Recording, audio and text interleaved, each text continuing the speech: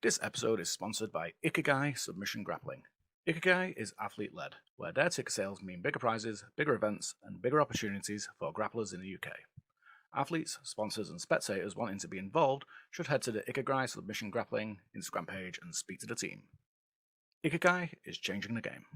It's like I was telling to my boss, like, I'm a delight, and he's like, you're a fucking donut. Repeatedly over the past few weeks, you keep saying you're a delight. I am. I keep repeating every single person that. Is it a case of you're not really a delight, you just keep saying it so much that everyone thinks you are? Yeah. Like I said, eventually you'll get used to it. Oh.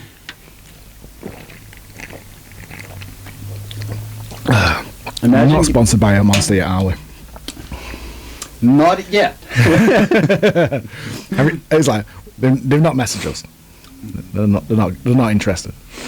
I mean, I wouldn't be interested either, because we're two middle-aged men talking about a sport that we're really bad at. It's like, we're awful. Hey, the bright side is we're not getting any better. We just get more injured. Yeah. It's like, we're not getting better. Everyone's just getting injured around us, and that makes us seem better. The only thing where I'm getting slowly better, it's listening my body, like recovering. No, you're not. Yeah, I know. It's like, you did like 4 gym sessions and 3 Jiu-Jitsu sessions last week. Yeah. I'm listening to my body when I'm tired. No. So one day I didn't go to gym. Yeah. It's because I just couldn't fucking walk. I was so in fucking pain. So dying. I listened to my body. He wasn't listening. He just had no choice. Yeah. So I listened to that's what I'm saying. I'm listening to my. Oh my God. And I was like, wake up in the morning, you're like, oh, I'm gonna go to gym, and my body like, fuck you. I know. You're not. You're gonna chill in the bath. That's what you're gonna do. I know, it's crazy. Oh, yeah, I never really got into the ice bath thing. I think I broke mine, so it started leaking, and the thing is, now when I fill it takes 2 days and it's empty. I was like, so it's keep dripping and. Just fill your wheelie bin up. Yeah, but I need to wash it first. Yeah. or find one of your neighbours that have ordered a new one. Ooh, that's a good idea. Yeah. Hide your neighbour's wheelie bin until they get a new one. When the new one gets delivered, give them the old one back. You take the new one. And then you don't have to get up, clean it. I was thinking to get the big one from work, like what they have with 4 wheels, like those proper ones where you can even swim. You just put a rubber band on the side, and that stops you going forward, so you can just swim again. Yeah. You're just there splashing. Your neighbours are looking out the window, going, "What the fuck's this guy doing now?" Nah, my neighbours are right. They wouldn't understand it. They're just too high. Living with their unicorns, so it should be alright. Picture Chemical, they're loving it. Yeah, they should be alright.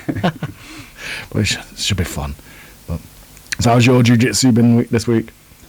I got squished a lot by Steve. Yeah, I saw it was at the Tuesday session.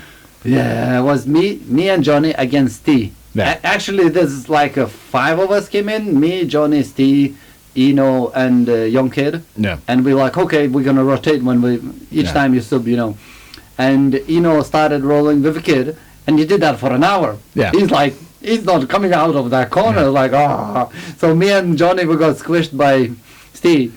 Just got levered by him. Yeah. I think this week I rolled a lot with Johnny, and it's just so freaking strong. It's like someone's just made a Scottish superhero and put him inside the attic, hasn't it? Yeah. It's like I said, like mentioned, I think earlier, like the only takedown or on Johnny is like, let's say you talk to him, I go around him and just freaking jump on him. It still doesn't take him down. He just stands there with you on him. Yeah. He's like Captain America. Nah, Captain America more good looking. Accent. Oh, dude. No, he's jacked. He's like big. So it would look weird in that suit. It's more like a Hulk. Scottish version. Or Drax the Destroyer. What? He's like Drax out of Guardians of the Galaxy. Drax. Oh yes, Yeah, Dave Bautista. Yeah, He's the Bautista bomb of the gym, isn't he? Yeah. He will slam you if you can. In a nice way. It did finger like throw on me. Yeah. And on Tuesday, and he done it, clean it nicely, but when he landed with his knee, it landed on my thigh on the side. Oof. I was like, that's why Wednesday has like a hot bath. I felt that the next day. Yeah. If he's Drax of the Destroyer of the gym, you're like Baby Groot or something, aren't you? Yeah, more like a seed of Groot. Yeah, the one that dances in the pot. Yeah. Or no. And I've seen your dancing. It's pretty much that. Literally any music, any genre of music, I'm just like that. Yeah. You have the same dance for all music, don't you? Yeah. You'd have one dance. In my head, I'm just going like amazing, but in reality, it's just It's like, yeah. Like we went out the other week, and honestly, it's the most uncle dancing ever. Yeah. Yeah, you dance like every uncle at a wedding. Yeah. I warned you guys. I'm shit at dancing. You've been warned. It's like, so your lack of a movement ability isn't just limited to jiu-jitsu. No.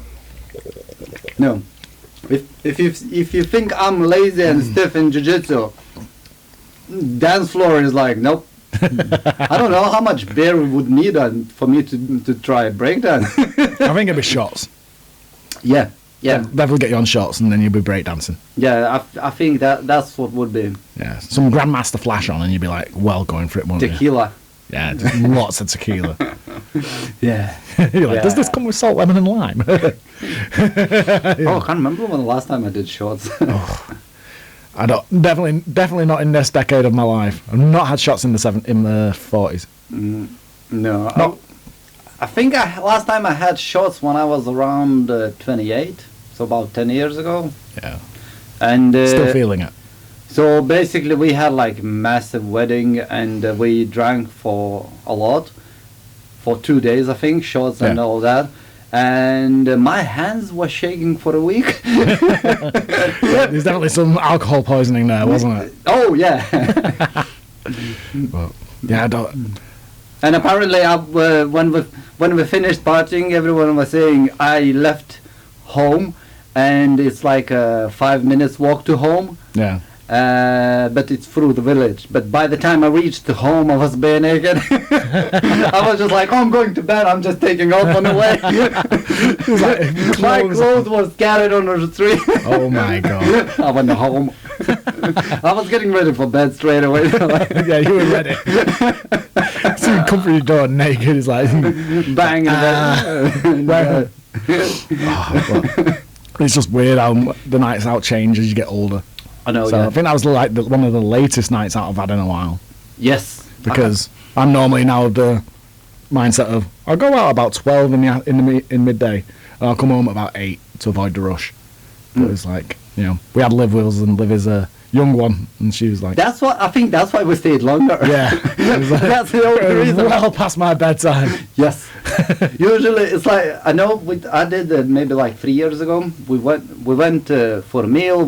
We had a few drinks, bit of dancing, you know, like all that, and then we felt tired, and we're like, okay, maybe it's time to go home, because it's, you know. We look at the timer, it's like 9:30, like, really?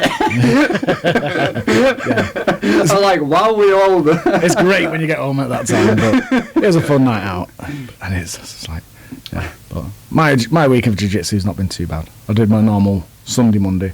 Yeah, and it's just getting on with it. I bullied you on Monday because you kicked me. Actually, Again. I kicked you. Again. I kicked you, I think, like 10 times. Yeah, but you got that one zinger on the eyebrow, which made my eyebrows swell straight up. I was like, it felt like I was keep kicking in the same place. You did a few times, but you got one proper one. I think it was when your ankle hit me. Yeah. And it just went. Yeah, even ankle hurt. Yeah, and it was like bone to bone. Yeah. And it was like my eyebrow just. I was like this fuck her. It's like I had a couple of roles with other people, and I was like, right, I need to take my frustrations out on Martyn. He's pissed me off with this. And it was like, kicking. yeah, and it was just 8 minutes of me bullying you. 10 minutes of me bullying you, wasn't it? We even didn't had any breaks while when I tap. No, because I was like, oh, I wasn't gonna give you to recover. Yeah, you're just jumping on me. I was like, no, I'm swipping it. I'm just moving over from this.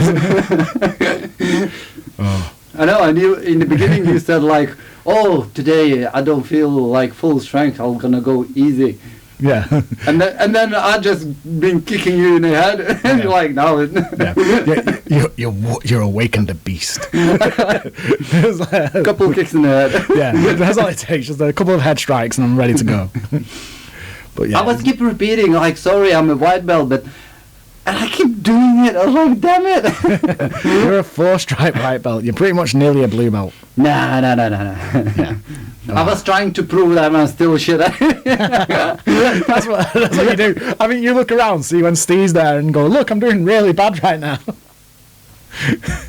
It's like you're avoiding the blue belt with all your might, aren't you? You're putting more effort into avoiding a blue belt than actually more people put into getting one. Yeah, because it's just a belt. I know. And plus, when you're blue, what you do, you need to be better. Yeah, there's the expectation's not there. I think it's self-imposed expectation. No, maybe, but I don't give a fuck. I get tapped by. I've had because I play around more when I'm rolling. I love having fun and just like the one we had today. Literally, it was just messing around, fun, playful, kind of thing. It's like the one on Monday was where. I was a bit annoyed, and I thought, right, I'm just going to smash. And it was like, I don't think you had a chance in anything, really. I was just, every time there was a position, it was just sweep, move, pin. But today, because we were just playing, you were getting like arm bars on me and stuff like that. I was like, yeah! I was even counting points. I was like, we just play, and that's how I normally roll, but when you kick me in the head... I did learn my lesson. Yeah. Don't kick me in the head. Actually, I was doing a really good run where I had 2 weeks without any weird facial bruises, and then all of a sudden I got whacked in the head by you. I'm like, 10 times. Fucking dickhead. Actually, after drilling, I felt like, okay, my mission today is avoid rolling with Sean, because he's gonna vengeance is mine. He's gonna destroy me. Yeah. And I did that. Almost till the end, I was doing well, and then you came in like, come on, let's go roll. I was like, damn it. It was like a proper Batman moment. I'm here for justice. Like that kid wearing mask and mom's like cooking, what you want, and he comes in, justice. Jokes her. Oh, Judge Dredd, I am the law. Yeah. Well, I was seeking vengeance. I was the spirit of vengeance during that role, I'm afraid. Yeah, I felt it. I got the weirdest arm bar on you as well when I just pinned your arm across your chest and then just pulled your wrist back. I know, yeah. I was like, yeah, I like that arm bar. That's a weird one. I was like... It's like Johnny sat on me today, got the arm, and I felt like, just don't fall it with it because he'll fall. I'm just there, and he goes like, oh. Yeah.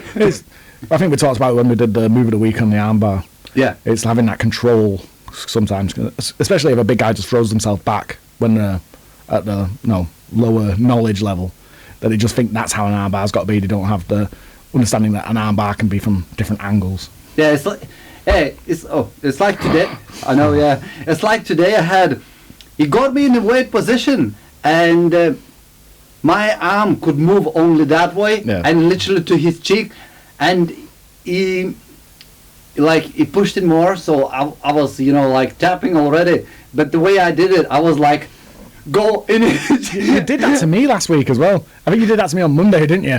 Where you literally slapped me like full force on the face as a tap. Because you were panicking for me. Yeah. I just got slapped by you. I was like, the fuck you did? And he didn't let go. It's like, oh, I thought we were playing slap fighters. No, I'm tapping. Oh, fucking white belts. Oh, but move of the week this week. We know it. Wait, I forgot.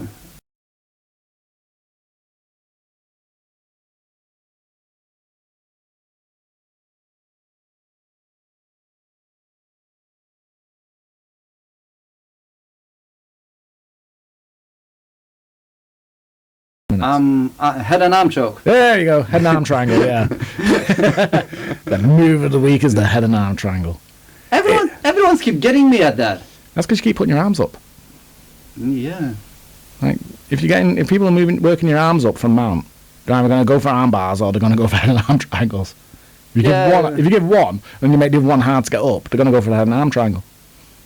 Yeah, but what I'll do, like, El Siesta, the arms up, and I get choked. You just got like Miley Cyrus songs in your head all the time, don't you? Yeah. It's like, from hands up to playing my song. But yeah, it's the head and arm triangle. Fantastic one. It's nice and simple, and it's really effective. And I think we're seeing it more at high level as well, because it's becoming that available, and it's, the details of it are, if you can get the details right, you don't need to use much strength at all. No. Even Steve was showing, like, even from a full mount, if you set it up correctly, you don't need both arms. You can get it one arm. Yeah. And there's little details. I think there was a Nicky Ryan video that came out on it, which had a really good detail about resetting your shoulder to make sure you get it under the chin. Because you'll find a lot of people when they're going for it, and from personal experience, when people are getting it on me, like especially the lower belts and the the fresh news and the fresh blues, they're putting it over the face a bit more rather than getting it under the chin. And you can ride it out. You can just, as long as you can bring your arm sort of down a bit so they can't press your shoulder into your own neck, you can ride it out a bit and wait till it gets tired and then make you move. But that reset into the neck is really good. Liv does a really good version of it. Her head and arm triangle is so nasty.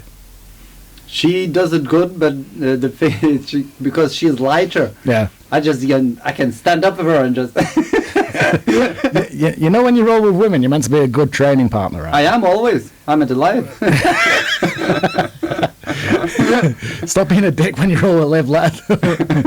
You fight for your life with Liv, you know. I do with everyone there. Liv's the thing with her. Liv's is tight enough that she's nearly put me out of it. Like, really? In second, like she's had it on, and within a second, I've started. The world's closing in on me. Like narrowing. Yeah. Oh, wow. And that's like seconds. She gets it so deep, so quick. I'm like, what the fuck? It's usually you do it. Let's say correctly. It's weird the way Johnny does. I think maybe because of the big muscles or something. Because the way he does, I don't feel a lot of pressure on choking unless he needs more adjusting. But when he uses his strength, my neck cranks a lot. I think again, it's going back to that reset into the neck. I mean, Johnny misses that sometimes because inexperience and that technical knowledge there. But if you do that reset, you get it into the neck.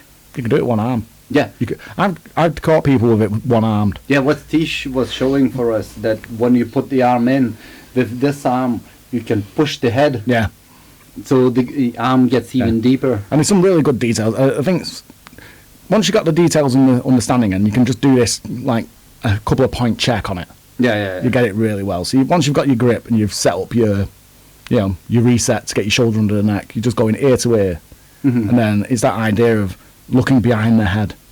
Yeah. So if you imagine you've got something written on the back of the head, and you're just trying to read it. So once you're down ear to ear, you're just twisting into it, and you're just closing that triangle of your arm. Yeah. Neck. And once you're twisting that, you're just making that smaller, and that's all that most chokes are. It's harder to adjust on the person if it's very strong. Yeah. Because have you managed to pull it off on, let's say, Johnny? No. He's very strong. Yeah. It's just wow. Yeah. It's a weird one. If they've got they need a little bit of ability to move their shoulder. Yeah. To get them into it, so you can pin that shoulder against the other side of the neck. Yeah. So I'm struggling if person is much stronger than me. That's why you need the reset to get that first shoulder. So you can choke someone out with one side of the neck. Yeah. You don't need both sides of the neck. Really. You can one side. So if they've got a big shoulder, you're going to struggle getting that shoulder into that side of the neck. Yeah. If you're not strong enough. That's why having a good position on the other side, with your arm side, is important. Because then you can choke them still from that side. Right. So, if they're smaller than you can just squish and power through. But if you're bigger, you need that clear technique to get more technical. Yeah. That's what I've noticed. But it's a great choke. It's a bread and butter choke. It's one of these ones where everyone should learn it, because if you're in mount and you're working an arm up, most people can, if they can retain mount and they're not having too much issues of being thrown off or being swept from mount, or the other person, the other person's not escaping, they can usually work one arm up. I managed to do it strength. If I'm stronger and person in the guard, I can, if I get gift trap, I can work it from there and then sweep it and end up. Yeah. You can get it from the bottom. Yeah. You can get it from standing. I've seen people get head and arm choke from standing. Oh yeah, I've seen it. In one of competitions, we've seen it. The girl done it, and then she's like judo throw. Yeah. But you can get it from multiple positions. But it's, where was I? Yeah, it's just is it one of these basic moves that you need to learn, and you can get down, and anyone can work an arm up. Yeah. Working a single arm up shouldn't be out of the realms of possibility of, if you're evenly matched with someone and you've got retention skills on the mount, you should be able to work one arm up. Working the second arm up to then work like the arm bar options or anything like that, that might be a bit more difficult, because once one arm's up, they're going to defending the other arm. It takes more time to practice. Yeah. And then but once you've got that one arm up, go for it. My favourite entry into it anyway is from scarf hold. I've caught that on you so many times. Yeah, I keep thinking what was Kesekatami scarf hold. When I go from side to control and I sit through with my leg and I've got that head and arm isolated. Oh yeah. When you try to get balls on the face before. No, that's high mount. Okay. Yeah. Oh, that's high mount. The scarf holds when I'm more on the side and I've got I've got that arm isolated and I can play with your arm. Yeah. I've got that thing. Yeah, and I just like the transition of, if you're trying to defend against this scarf, my scarf hold position, you're trying to sweep me, and you bring your arm up, I can push your arm across, drop my head down, and then I move my hips out, and I've got my... What I've noticed is if people, they don't lock it like fully, but they stepping over too fast, Yeah. You lift the legs, and you just go there, and you just rotate out. Yeah. Some people are really, when they're doing it, they're too eager to get towards the end. Yeah. And it's like, set up the details earlier, because you don't even need to go to the end. A lot of people think you need to get need to step off someone, you need to go like 90 degrees, like create this mad distance, create this mad height. Even from full mount you can do it. Yeah. As long as you get that position in with the arm, you've got a nice secure grip, one arm grip or two arm grip, and you can just get that head round and you're closing that space. And it's one thing that I've always tried to keep in mind myself when I'm looking at chokes is most chokes are triangles. Pretty much all chokes are triangles in shape. You're forming a triangle and you're making a triangle smaller around the neck. Right, yeah. So you're controlling like the spine and both sides of the neck with something. And the head and arm triangle is exactly the same thing. Head and arm choke is the same thing. You've got a bicep on one side, you've got your forearm on the back of the neck, and you've got their shoulder on the other side. And you're just making that triangle smaller. So if you've got a good secure grip, and you've got all the details right leading up into it, you'll find that as you make your movements, you're making that triangle smaller. Yeah, it's about refining, keep practicing. But I think I would advise every white belt on the planet to learn it, because it's one of these ones where, you can get it. Yeah. It works. It's fantastically simple, and it really is one of them ones where we've talked a lot about how Jiu-Jitsu's control, and you mess up in the transitions. Yeah, and that's where people are going to get the escapes. The transitions in the head and arm triangle are so small because you're really setting up something else and you're getting a control point before you're moving. So it's like it's going to have that high percentage chance of success. It's just controlling and getting the arm. Yeah, it's like if you can work an arm up, and everyone should be able to work an arm up, a single arm up, and you've got that good control. Once you're there, that's it. That's your hardest bit. Yeah, it is. Especially if the person that's the transition point. That's where people are going to escape. So if you can get used to mount retention while working an arm up. Mount retention, you mean like by staying up on the mount? Yeah, staying on top. Yeah. That's what you need to do, because, what was it, the first rule of Jiu-Jitsu, get on top and stay on top. Unless you're Mikey Pollitt, then you're fine on the bottom because you can just kill people from there. I know, yeah. Put her to sleep. Yeah. Oh, nasty little fucker. But yeah, our move of the week this week. Head and arm triangle. Yes. Yeah. I think it's a good one because yesterday at the Mighty Grappling in Oldham, Ellis got a cracker of a head and arm triangle. Oh, that's how he won it? Yeah. Ah. That's, on the match he put on his story, that's how he got it. Because I've seen that part where he had an amazing shoulder. Yeah, the arm bar escape was ridiculous. I'm like, whoa. I thought his arm's going to stay there. But yeah, head and arm triangle, move of the week. That's move of the week 10, I think it is. Really? Yeah. Ooh. This new format, we've done 10 episodes. Ooh. I know. It's crazy. We're getting there. Yeah. We're becoming professionals at podcasting. Nah. No, we're shit. No, we're shit. We're well shit at podcasting.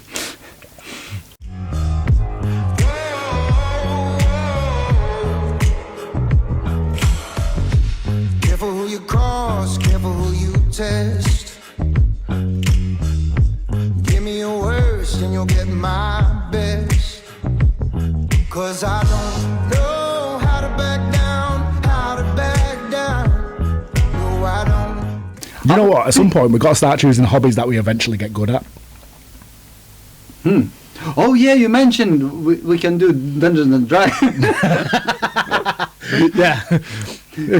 Well, build a team and we'll play Dungeons and Dragons. Yeah. That's what we'll do eventually. We'll do a Dungeons and Dragons podcast. We should get Kenny in. Oh, yeah. Little Ben probably enjoyed Dungeons and Dragons as well. And Kane. Kane would probably love it. Yeah. Yeah, basically, we find all like the nerdy lower belts. Yeah. No. Yeah.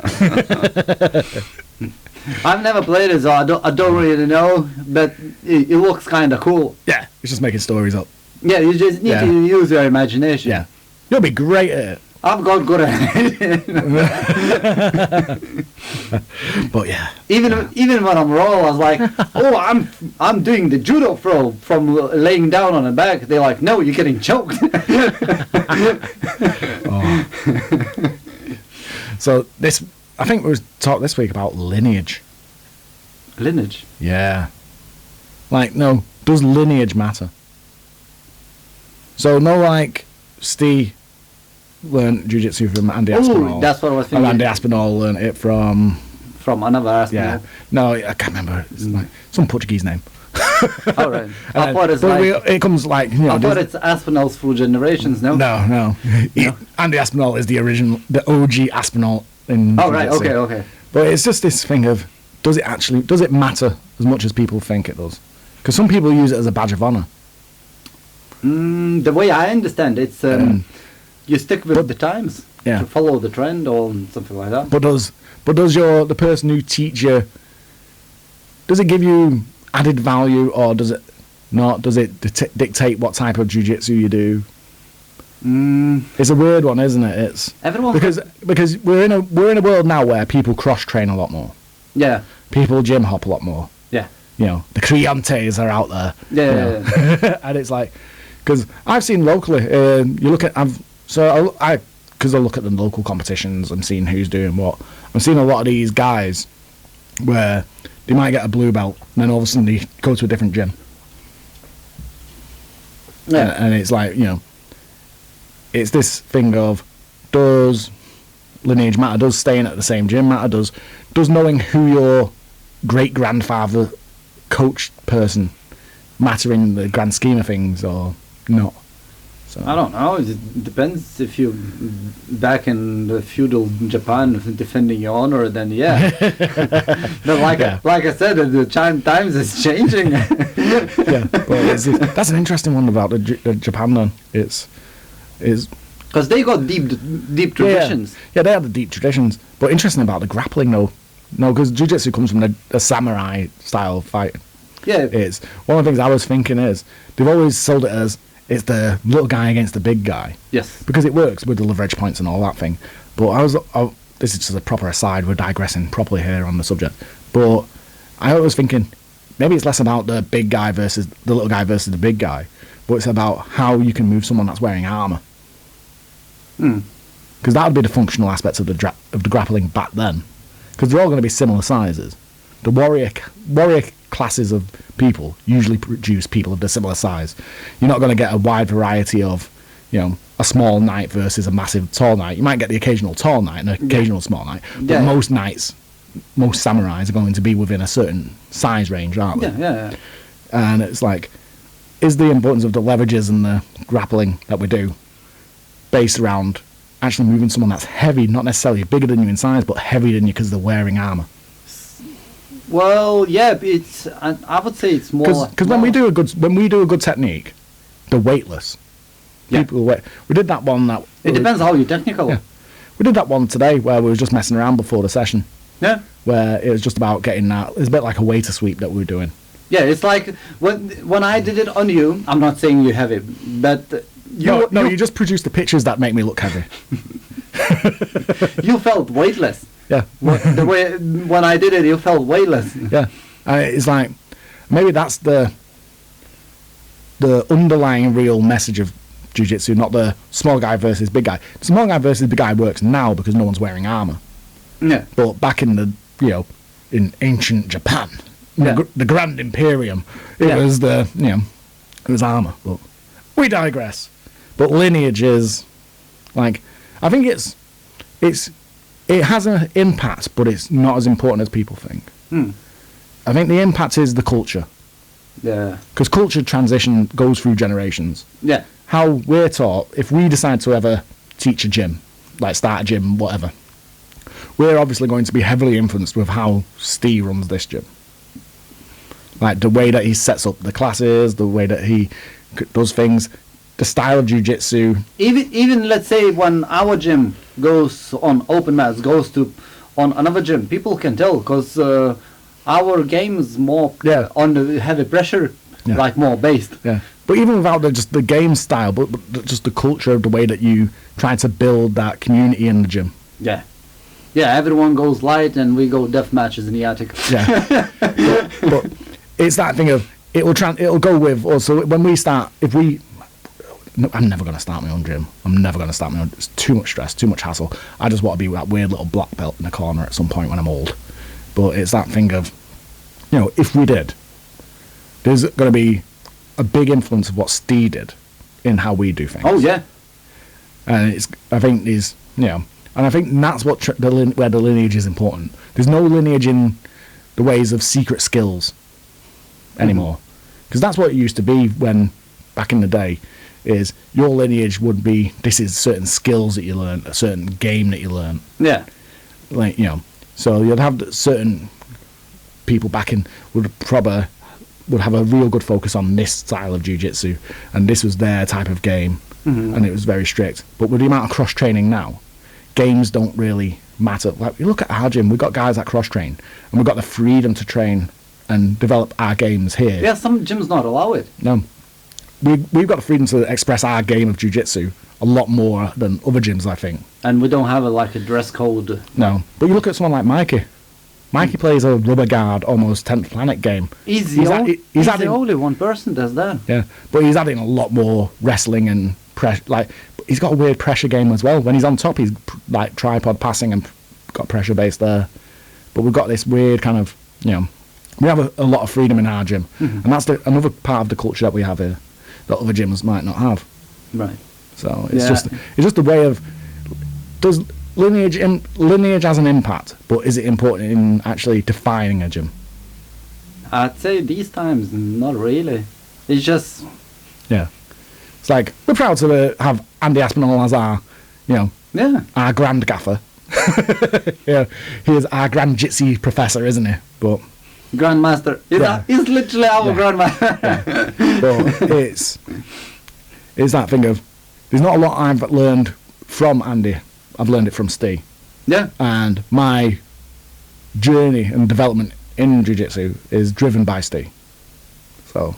And the thing is, like, for example, so let's say Andy taught Steve, but let's say Andy is a lot smaller than comparing to Steve. So Steve, what he learned, he implements what suits him better. Yeah. And when he shows us what we're gonna do, we're gonna adapt it to our needs. So and when we're gonna show, it's gonna be slightly different. Yeah.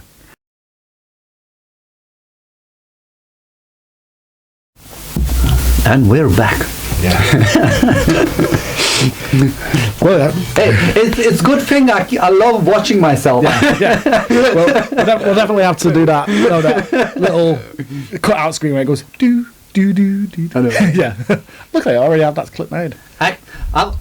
The way I imagined, like you play that song and unicorn with the sign goes, "Thank you for waiting, just passing by." Yeah. Oh my god. But yeah, it's like the lineage doesn't really matter. Mm-hmm. But it's just like you'll pick up your culture. It'll define the culture. It'll like, describe the culture that you're in. But Yeah. It's not as important as in, you know. I don't think it holds weight as much anymore. Like it'll be this thing of you could turn up to a competition 20 odd years ago and you'd say, I am a Hodger Gracie black belt, and that would have an air of importance about it. Yes. But I think if you did it now, it's like, okay. Good for you. Yeah. That's what they're gonna say. It's a weird one. It's like you'll go like, I'm a Sean black belt from a Henschel, and they're like, good for you, mate. Matt is over there. if I ever become a black belt and I ever promote someone to black belt, it's going to be like, yeah. If I ever become a black belt and ever make someone a black belt, it's literally just going to be, you know. They turn up at a comp and it's like, oh, Sean Bell black belt. It's like, okay, the white belt Matt's over there. Nobody gives a shit. Yeah, it's like, oh, poor you. Oh, poor you. It's like, we feel sorry for you. Yeah. It's like they're not gonna have any good jiu-jitsu.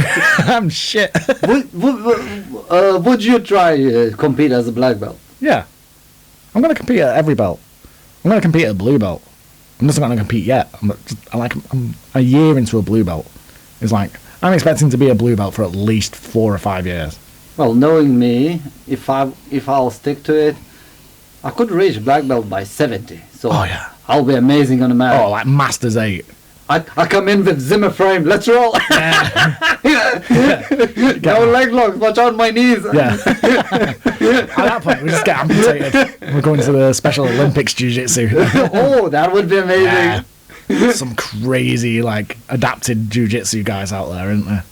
So I think the big one that people know is Mark Ormond.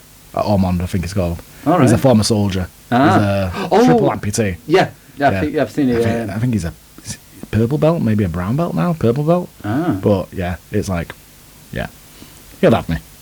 I mean, I'll have 4 legs. I'm still pretty sure that Mark will take me out. I mean, if you would turn up on a competition, something like that, and person comes in with hands like that, he's just asking for wrist locking. Right. He's got to hope you've still got hands. Wrist lock, man. I've not wrist locked anyone in ages until today. Really? Yeah. Oh yeah, you did on me, but reverse is very weird. It's harder to get. Yeah, but I've not been using wrist locks as a submission. I've been using them as a threat. Well, that's what I do mainly. It's like I do the wrist lock, but I not finish it. So I hold it in there where person feels threatened, and then he moves. Yeah. So I let go and I carry on with doing. Yeah. Another way it's shit. Yeah. You're inspiring movement. Yeah. It's actually like we know what we're doing. No idea. We are the worst at jiu-jitsu. So yeah, it's like I tried on Liam, did the wrist block thing. He pushed with another arm to escape the wrist block, and my next move was to wrist lock another arm. You're just climbing around trying to wrist lock until you run out of wrists. Yeah. So you're not really using it to create position. You're just trying to find more wrists. I'm just having fun. That's all we got to do. My way of fun. Yeah. I think that's all we have to do in this. Usually, if they show new technique, and if it's nasty one, I love it. Yeah. you love the mean stuff, don't you? Yeah, it's just... You like the weird stuff or the mean stuff. So you like tickling. I might tickle the shit out of you, but then when you start too much laughing, I'll just wrist lock. You like smothering people. Yeah. You like muffling. You like your... What's it? You like your wrist locks. Mm-hmm. You're not really into oil checks, really, are you? No, I was trying to do today on you, but you pinned my arm down, so I couldn't get it. Yeah. Only one person goes there. That's my wife. So she always checks it. Oh yeah. Oh yeah. I love it. But then was it the one that mentioned maybe blowing raspberries on people? It's like, can you imagine being mother's milk and blowing a raspberries on someone? It's like, oh, you triangled, you blow a raspberry on the thigh. There's few more. I think I tried to get knee on the solar plex and knee on the neck. Those were quite... That's just nasty shit. What? That's nasty. Like I said, if it's nasty, I love it.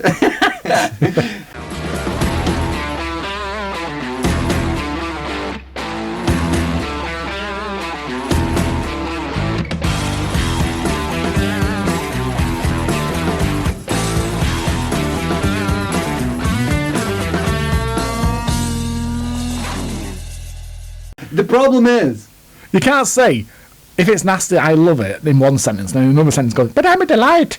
I am.